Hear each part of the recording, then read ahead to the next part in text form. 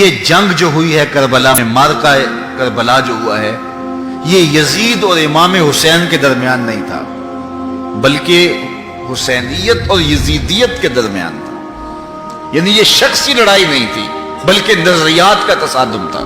اگر شخصی لڑائی ہوتی تو یزید جیت گیا تھا، بطور شخص حضرت امام حسین شہید کر دیے گئے اور یزید جو ہے وہ تخت و تاج پہ متمکن رہا۔ تو اگر یہ شخصی لڑائی قرار دیں تو یزید جیت گیا اور امام حسین ہار گئے، یہ شخصی اگر لڑائی قرار دیں۔ اور اگر یہ لڑائی نظریات کی قرار دیں، اور جو حقیقت میں نظریات کی لڑائی ہے، تو یزیدیت ہار گئی اور حسینیت زندہ باد ہو گئی۔ یزیدیت کا جنازہ نکل گیا۔ وہ تخت و تاج جس کے لیے یزید نے اتنا کچھ کیا تھا، اس کے اپنے بیٹے نے اس پہ تخت پہ تھوکا۔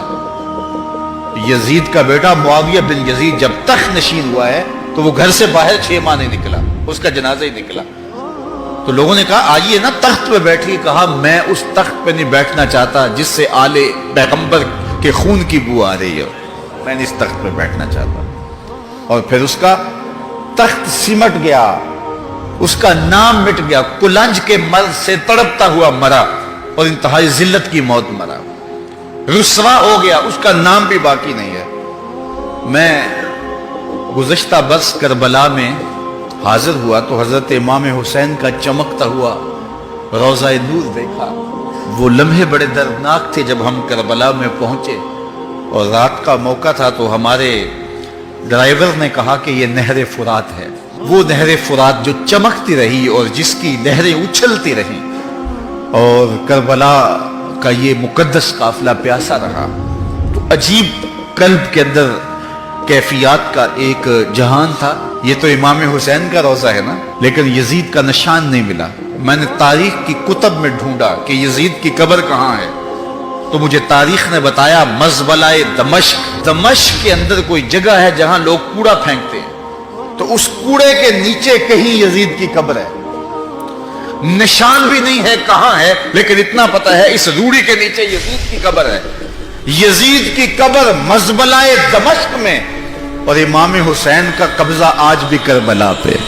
تو یزید کا نام مٹ گیا، اس کا تشخص مٹ گیا، امام حسین کا نام بھی باقی، آپ کا ذکر کی باقی، اور آپ کے تذکروں کی خوشبو بھی باقی۔ تو یہ شخصی لڑائی نہیں تھی۔ میں نے اس دن عرض کیا تھا کہ طلحہ بن عدی بن حاتم نے 30,000 لوگ پشت پہ کھڑے ہونے کی بات کی تھی، لیکن امام نے اس پیشکش کو ٹھکرا دیا تھا، اس لیے کہ آپ حق اور باطل کی راہیں اجالنا چاہتے تھے، اور وہ انہوں نے اجال لی۔ حضرت امام حسین کی شہادت کے بعد بھی یہ جنگیں جاری رہیں۔ مالک اشتر کی قیادت میں مختار سقفی کی فوجیں ابن زیاد کی فوجوں کے مقابلے میں فرات کے کنارے لڑ رہی تھی۔